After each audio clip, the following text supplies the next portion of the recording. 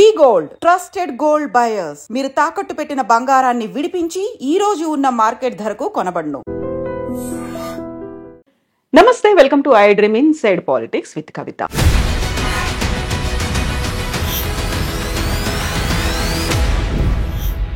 నలభై 47వ అధ్యక్షుడిగా డొనాల్డ్ ట్రంప్ బాధ్యతలు స్వీకరించిన తర్వాత ర్యాపిడ్ ఫైర్లో ఆదేశాలు జారీ చేస్తున్నారు.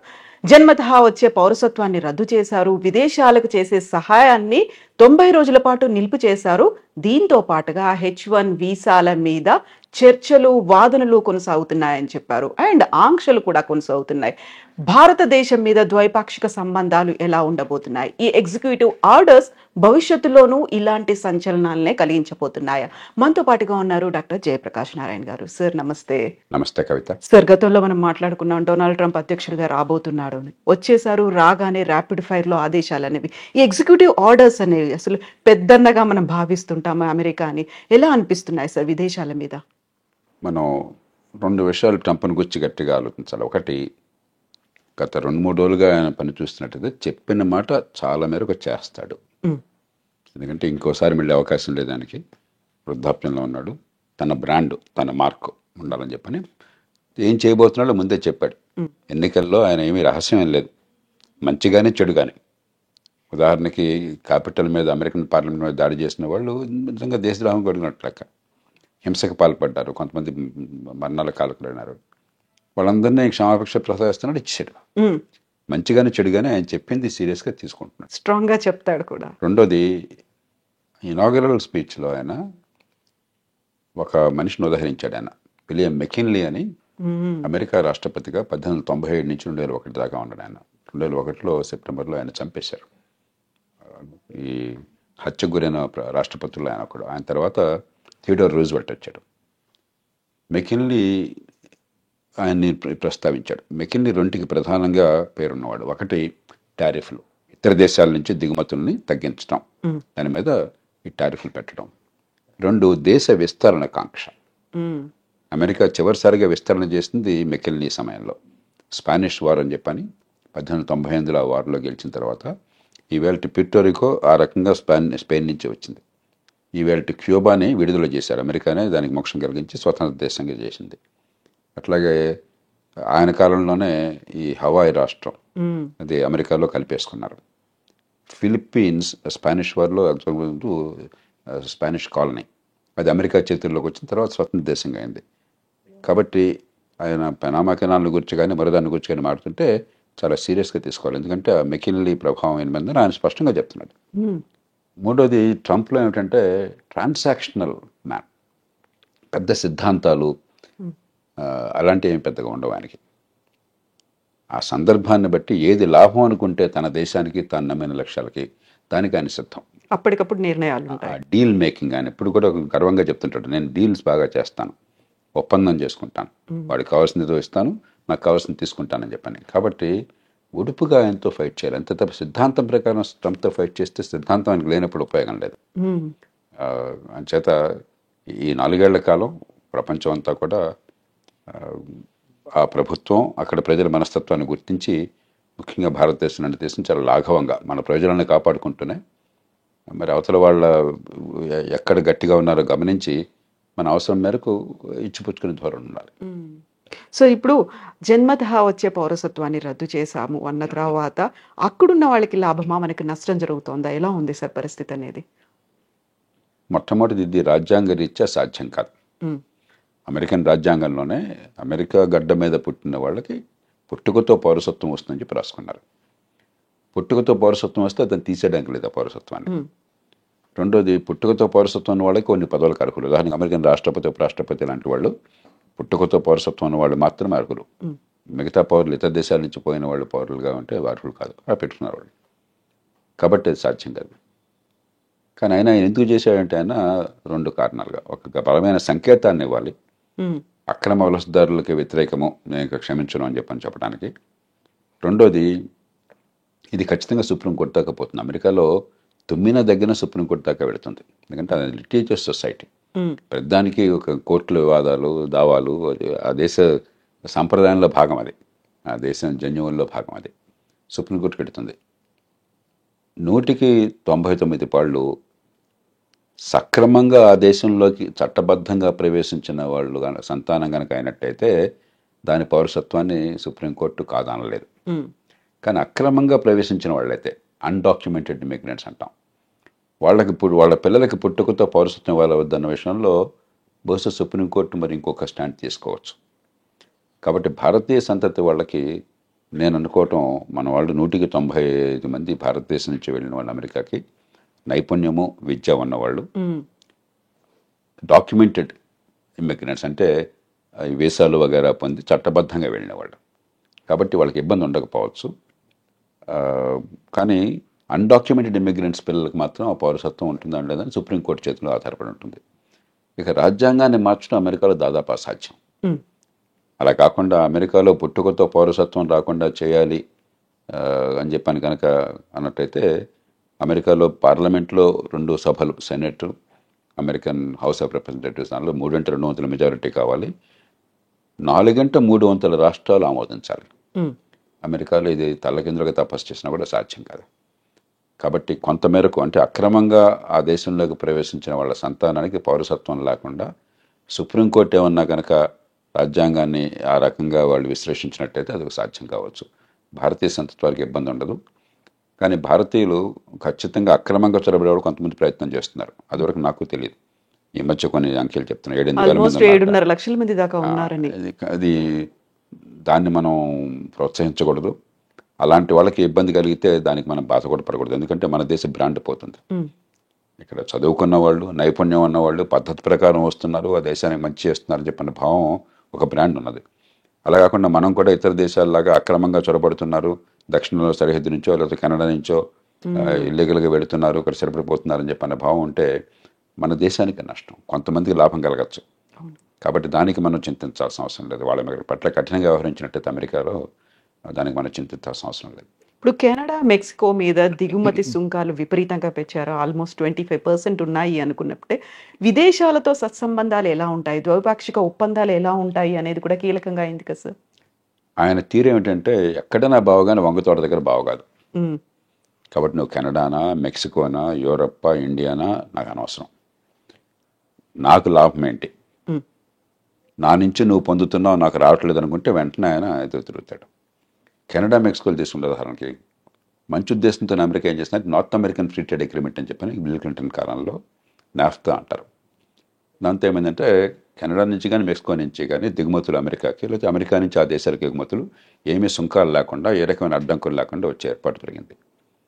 దాంతో ఏమైంది, అమెరికాలో కొంచెం ఖర్చు ఎక్కువ, తలసరి ఆదాయం ఎక్కువ కాబట్టి, లేబర్ కాస్ట్ చాలా ఎక్కువ కాబట్టి ఆ కాస్ట్ ఆఫ్ ప్రొడక్షన్ తగ్గించడం కోసం అమెరికన్ వ్యాపారవేత్తలు చాలామంది కెనడాలో పెద్ద పెద్ద ఎత్తున పరిశ్రమలు పెట్టారు. ఉత్పత్తి కెనడాలో జరుగుతుంది, ఆ కార్లు కానీ మిగతావి కానీ అమెరికాకు వెంటనే సరిహద్దే కదా, పక్క దేశమే కదా, అమెరికాకు వెంటనే వచ్చేస్తున్నాయి. అమెరికన్ వినియోగదారులకు లాభం జరుగుతుంది, కానీ అమెరికన్ ఉత్పత్తిదారులు నష్టపోతున్నారు. సమస్య వినియోగదారులకేమో చవకగా మంచి మన్నికల వస్తువులు కావాలి, ఉత్పత్తి చేసేవాడికి మనకు లేబర్ మార్కెట్లో ఉద్యోగాలు దొరకాలని చెప్పంటే మన దేశంలో ఉత్పత్తి జరగాలి. ఈ రెండింటికి మధ్య క్లాష్ ఉన్నది. ఇక్కడ ఏంటంటే ట్రంప్ ఆయన పార్టీ ఈ ఉత్పత్తిదారుల పక్షం వహించారు. మన దేశంలో మన వాళ్ళకి ఉద్యోగాలు రావాలి, వాళ్ళకి ఏమిటి రావటం అని చెప్పన్నది. అలాగే అంతకంటే అమెరికాకి చాలా ఇబ్బంది కలిగించేది ఏంటంటే చైనా వాళ్ళు అర్థం చేసుకున్నారు, మన మీద ఆంక్షలు పెడతారు ఉన్న కొద్దికిని. ఎందుకంటే అదివరకు జపాన్ చాలా అమెరికా భావించేవాడు రొనాల్డ్ రేగన్ కాలంలో. జపాన్ అన్ని ఎగుమతి చేస్తుంది, మనం పెద్ద ఎగుమతి చేయలేకపోతున్నాం, వాళ్ళకి మన దేశం మొత్తం వాళ్ళ వశమైపోతుంది, మన డబ్బంతా వాళ్ళ చేతుల్లో చేరుతుందనే భావం బలంగా ఉండేది. ఇప్పుడు చైనా మీద అలాంటి భావం ఉన్నది. చైనాతో ట్రేడ్ సర్ప్లస్, చైనాకి $200-300 బిలియన్ ట్రేడ్ సర్ప్లస్ ఉంది అమెరికాతో. కాబట్టి డాలర్లన్నీ కొన్ని ట్రిలియన్ల డాలర్లు చైనాలో పోగొడుతున్నాయి. మరి మనం వదిలేస్తే పూర్వం జపాన్ వాళ్ళు అమెరికాలో పెద్ద కంపెనీలు కొన్నట్టుగా చైనా వాళ్ళు కూడా అమెరికా ఆర్థిక వ్యవస్థను సొంతం చేసుకుంటారు.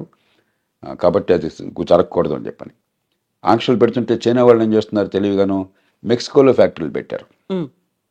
మెక్సికో సంతోషంగా ఆహ్వానిస్తుంది, ఏ దేశమైన విదేశీ పెట్టుబడులను ఆహ్వానిస్తుంది. మనం కూడా ఎవరైనా పెట్టుబడులు పెడతామంటే మనం సంతోషంగా రమ్మని చెప్పంటాం మన దేశంలోకి. కాబట్టి చైనా వస్తువులు చైనా నుంచి రాకుండా మెక్సికో నుంచి వస్తున్నాయి. ఈ 2 కారణాలుగా ఆయన గట్టిగా విరుచుపడుతున్నాడు. మూడో దానికి కోపం ఏమిటంటే దానికి కొంత ఆధారాలు కూడా ఉన్నాయి. అమెరికా ఇవాళ ప్రపంచంలో మాదక ద్రవ్యాలు ఈ డ్రగ్స్కి ప్రపంచ క్యాపిటల్ అయిపోయింది. డిమాండ్ అక్కడ విపరీతంగా ఉన్నది. కొన్ని కోట్ల రూపాయలు ఖర్చు పెట్టడానికి సిద్ధంగా ఉన్నారు అక్కడ జనం కొనటం కోసం చెప్పని. మత్తుకి అలవాటు పడ్డ వాళ్ళు చాలామంది ఉన్నారు, బానిసలు అయిపోయినారు. అవన్నీ ఎక్కడి నుంచి వస్తున్నాయి? వాళ్ళకి సముద్రం నుంచి రావడం చాలా కష్టం, భూభాగం నుంచి మెక్సికో నుంచి వస్తున్నాయి. ఎప్పుడైతే దీనిలో కొన్ని కోట్ల డాలర్ల లాభం ఉన్నదో కార్టెల్స్, బలమైన సంఘటిత నేరస్తులు, గతంలో మాఫియాలు అనేవాళ్ళం, ఈ మాఫియాలు డ్రగ్ కార్టెల్స్ అంటాం, వాళ్ళు వందల బిలియన్ల డాలర్ల డబ్బులు చేసుకుంటున్నారు. అంత డబ్బులు ఉన్నాయి కాబట్టి విపరీతమైనటువంటి హింస, నేరాలు, మామూలు నేరాలు కాదు, ఎదురొస్తే వాడిని సఫా చేయటమే, దారుణంగా ఉండదు. కాబట్టి వాళ్ళని అరికట్టాలని చెప్పన్నా కూడా దక్షిణ బార్డర్, ముఖ్యంగా మెక్సికో బార్డర్తో ఒకటి ఇమిగ్రెంట్స్ రాకుండా ఆపాలి, రెండు ఇది డ్రగ్స్ రాకుండా ఆపాలి. అందుకనే ఆయన డ్రగ్ కార్టెల్స్ని టెర్రరిస్టులుగా ప్రకటించాడు. అప్పుడు అమెరికన్ చట్టం కింద చాలా అధికారాలు వస్తాయి రాష్ట్రపతికి. అవసరమైతే మెక్సికోలోకి తన సైన్యాన్ని పంపించి దాడులు చేసి వాళ్ళని చంపే హక్కు కూడా వస్తుంది అనమాట. అంచేత మెక్సికో విషయం ప్రత్యేకం. కానీ మొత్తం మీద ఖచ్చితంగా ఆయన చైనా మీద కానీ, చివరికి వీలుంటే అవసరమైతే మన మీద కానీ ఆయన అవసరమైతే టారిఫ్లు పెడతాడు. ఎందుకంటే మనతో ఉదాహరణకి పెద్ద చైనా లాగా కాకపోయినా మనకు కూడా 15-20 బిలియన్, 20-25 బిలియన్ డాలర్లు, 30 బిలియన్ డాలర్లు మనకి సర్ప్లస్ ఉన్నది. అమెరికా ఒక్కటే పెద్ద దేశం, భారతదేశం ట్రేడ్ సర్ప్లస్ ఉన్న దేశం అమెరికా ఒక్కటే పెద్ద దేశాల్లో. 35 బిలియన్ డాలర్లు. చైనాతో మనకి 90-100 బిలియన్ డాలర్ల లోటు ఉన్నది. అమెరికాతో 30-35 బిలియన్ డాలర్ల సర్ప్లస్ మిగిలి ఉన్నది.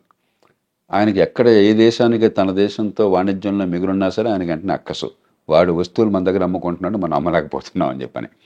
హ్యార్లీ డేవిడ్సన్ ఒక కంపెనీ ఉంది. ట్రంప్ 2-3 సార్లు దాని గురించి ప్రస్తావించారు. ఈ మోటార్ సైకిల్ నడుపుతారు, అవి ఏమిటో నాకు తెలియదు కానీ కొంచెం ఈ కుర్రాళ్ళు కొందరు మోసపోతారు, చాలా ఖరీదైనటువంటివి. మన వాళ్ళు ఖరీదైన వస్తువులు మన దేశంలో లగ్జరీ ట్యాక్స్ చాలా ఎక్కువ పెడతాం. ఆయన 2-3 సార్లు ప్రస్తావించాడు, ఇండియా టారిఫ్ కింగ్, చూడండి హార్లీ డేవిడ్సన్ మోటార్ సైకిల్ మీద టారిఫ్ పెట్టారని చెప్పని. అలాంటి విషయాల్లో మనం కొంచెం సౌమ్యంగా, పెద్ద నష్టమే లేదు, ఆయనకి ఏదైతే గట్టిగా బుర్రలో ఉందో దాన్ని తగ్గించేసుకోవాలి, మనకి ఇబ్బంది లేకుండా చూసుకోవాలి. కొంతమేరకు అమెరికా నుంచి వస్తువులు మన దేశం రావడానికి మనం అనుమతించాలి వస్తే టారిఫ్లు తగ్గించి. ఎందుకంటే ఆయనతో గొడవ పెట్టుకుని మనం టారిఫ్లు పెంచేసుకుంటే మనం నష్టపోతాం. కాబట్టి మనం కొంత లౌక్యంగా వ్యవహరించాలి. మనకంటే ఇబ్బంది చైనాకి ఎక్కువ జరుగుతుంది. ఎందుకంటే చైనా మీద చాలా అక్కసు ఉన్నది, ఒకటి అమెరికాతో ధీటుగా ఉన్నదని. రెండోది, ఈ మధ్య గట్టిగా ఆయన చేసిన ప్రకటన, దాన్ని కూడా సీరియస్గా తీసుకోవాలి. కొంతకాలం క్రితం ఈ బ్రిక్స్ దేశాలు, ప్రధానంగా చైనా, రష్యా, భారత్, ఈ 3 మిగతా దేశాలకు 7 ఉన్నాయి. ఇవన్నీ ఏమిటంటే డాలర్కి పోటీగా వేరే కరెన్సీని పెంచాలని చెప్పని ఒక ఆలోచన చేశారు. ఏషియన్ కరెన్సీ యూనిట్ అని, ఏసీయూ అని, లేకపోతే మరో పేరుతోనూ బ్రిక్స్ కరెన్సీ ఒకటి పెట్టాలని. ఈ లావాదేవీలు ఈ దేశాల మధ్య డాలర్ అవసరం లేకుండా ఎగుమతులు దిగుమతులు జరిగినాయి అనుకోండి. ఉదాహరణకి రష్యా ఉంది, రష్యాతో ఇప్పుడు డాలర్ల వాణిజ్యం సాధ్యం కాదు అమెరికా ఆంక్షల వల్ల. మనకి రష్యా వాళ్ళ ఆయన ముడి చమురు పంపిస్తుంది, మనం డబ్బులు ఎలా ఇస్తున్నాం వాళ్ళకి? రూపాయలు ఇస్తున్నాం. రష్యాకి రూపాయలు ఉపయోగం లేదు. అలా కాకుండా ఈ అన్ని దేశాలకు ఒక కరెన్సీ ఉందనుకోండి, ఆ కరెన్సీ మనం కూడా వాడడం మొదలెట్టాం అనుకోండి, రష్యా దగ్గర ఆ కరెన్సీ చేరినప్పుడు మన దేశంలోంచి ఎగుమతులు వాళ్ళకి ఏం లేకపోయినా అదే కరెన్సీ చైనాలో చలామణి అయిందనుకోండి, చైనా నుంచి వాళ్ళు బోర్డు ఎగుమతులు తీసుకోవచ్చు. చైనా అంతా ఎగుమతి చేసే దేశం కదా, ఇట్లా పనికి వస్తుంది ఈ 9-10 దేశాలు. ఒక ఆలోచన ఉన్నది. ఆయన నిర్మోహటంగా చెప్పాడు, మీరు కనుక అలాంటి ఆలోచన పెట్టినట్టయితే మీ మీద 100% టారిఫ్లు పెడతానన్నాడు. కాబట్టి అది ఆలోచన మనం పూర్తిగా దానికి దూరం అయిపోవాలి. ఎందుకంటే మనం అమెరికాతో కయ్యానికి దిగి నష్టపోయే శక్తి మనకు లేదు. చైనా లాంటి దేశాలకు ఇలాంటిది పెరగాలని కోరుకుంటుంది. కాబట్టి ఇలాగా మనం ఒడుపుగా వ్యవహరించాలి ఖచ్చితంగా. కానీ మొత్తం మీద చూస్తే ప్రపంచంలో ఇతర దేశాలతో పోలిస్తే పెద్దగా ఇబ్బందులు లేకుండా ఉండే దేశం భారతదేశం. ట్రంప్ వల్ల అమెరికాతో మనకున్న సత్సంబంధాలు, వాళ్ళకి మనకి ప్రపంచంలో సమానమైన ప్రాపంచిక దృక్పథం ఉన్నది. ఇప్పుడు చైనాను గురించి కానీ, ఇతర దేశాలను గురించి కానీ, మరి కొన్ని విలువల విషయంలో కానీ అమెరికాకి మనకి విభేదాలు ఏం లేవు, పూర్వకాలంలాగా కాదు. ఈ చిన్న చిన్న విషయాలు, వాణిజ్యపరమైన విషయాలు అంటే మనం సర్దుకుపోవచ్చు. కాబట్టి రెండోది, మనం అంటే చాలా సద్భావం ఉంది అతనికి, వివిధ కారణాల వల్ల అందులో మోదీ అంటే కూడా, అలాగే మోదీ అంటాం కూడా. అలాగే అమెరికా బయట, అమెరికాలో కూడా లేనంత ప్రజాదరణ భారతదేశంలో ఉంది ట్రంప్ అంటే. ఈ మధ్య సర్వేలో 85% భారతీయులు ట్రంప్కి అనుకూలంగా ఉన్నారని చెప్తున్నారు. ప్రపంచంలో అక్కడ ఊహించడానికి కూడా సాధ్యం కాదు. చాలా దేశాల్లో ట్రంప్ వ్యతిరేకులు, అమెరికాలోనే దాదాపు 50% మంది దానికి అనుకూలం, 49-50% మంది అనుకూలం. మన దేశం 85% అని చెప్పి అంటున్నారు. అలాగే భారతీయ సంతతి వాళ్ళు అమెరికాలో చాలామంది కీలకమైన పాత్ర పోషిస్తున్నారు, రాజకీయాల్లో కానీ టెక్నాలజీలో కానీ. వాళ్ళంటే ట్రంప్కి చాలా ఇష్టం. వివిధ కారణాల వల్ల భారతదేశానికి ఇబ్బంది ఉంటుంది. ఎందుకంటే వంగతో ఎక్కడైనా బావగానే వంగతోట దగ్గర బావ కాదు ఆయన విషయంలో. కానీ ఆ సందర్భాన్ని బట్టి మనం కొంచెం మలుచుకుంటూ ఉండాలి. అంతే. ఇప్పుడు H1B వీసాలకి సంబంధించి కూడా వాదనలు కొనసాగుతున్నాయి. ఇరువైపు వాదనలు మేము విన్నాము అన్నప్పుడు, ఒకవేళ దానికి సంబంధించి ఒక కఠినమైన నిర్ణయం తీసుకుంటే భారతదేశంలో ఐటీ కంపెనీలు కావచ్చు, అక్కడ పనిచేస్తున్నటువంటి ఐటీ ఉద్యోగుల పరిస్థితి ఎలా ఉంటుంది సార్? ఇందులో రెండు ఉన్న విషయాలు. ఒకటి, ఉన్న H1B వీసాల్లో భారత్ వాటా 7% పెట్టారు. అంటే ఏ దేశానికి 7% కంటే ఎక్కువగా వీసాలు ఉండకూడదని పెట్టారు. భారత్ జనాభా ప్రపంచంలో 18%. అమెరికా వెళ్ళాలని, చట్టబద్ధంగా వెళ్ళాలని ఉపలటపడే వాళ్ళు బహుశా ప్రపంచంలో 35% మనం అయి ఉంటాం. మరి మనకి 7% పెట్టి ఒక చిన్న గోచిపాతంత చిన్న దేశానికి 7% పెట్టడం అనేది అది హేతుబద్ధమైంది కాదు. కాబట్టి దాన్ని మారుస్తారా లేదా? నేను అనుకోవటం అది మారుస్తారు. ఎందుకంటే అమెరికాకి అవసరం కాబట్టి, మనకు అవసరం కాబట్టి. రెండోది, H1B వీసాలు అమెరికాలో పని ఉన్నట్టయితే, నైపుణ్యం ఉన్నట్టయితే విరివిగా ఇస్తారా లేదా? రెండుని వేరువేరుగా చూడాలి. మన వాటా పెరుగుతుందా లేదా, మొత్తం మీద అసలు కేక్ పెరుగుతుందా లేదా అని చెప్పన్నది.